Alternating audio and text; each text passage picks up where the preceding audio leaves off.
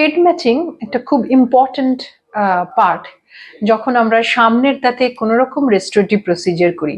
সেটা একটা simple tooth build up হতে পারে, বা আর্টসুরে করার পর দাঁতে একটি ক্রাউন লাগানোর ব্যাপারে হতে পারে, বা স্মাইল কারেকশনের জন্য ভিনিয়ার লাগানোর ব্যাপার হতে পারে। এই টুথ শেড ম্যাচের উপর ডিপেন্ড করে কে সামনের দাঁতের অ্যাস্থেটিক ভ্যালুটা কতটা ন্যাচারাল হবে, পেশেন্ট কতটা সেটা সেই নতুন শেড ম্যাচিং এর সাথে নতুন ক্রাউন বা ভিনিয়ার নিয়ে কমফোর্টেবল হবেন। এই শেড ম্যাচিং আমরা বিভিন্নভাবে করি।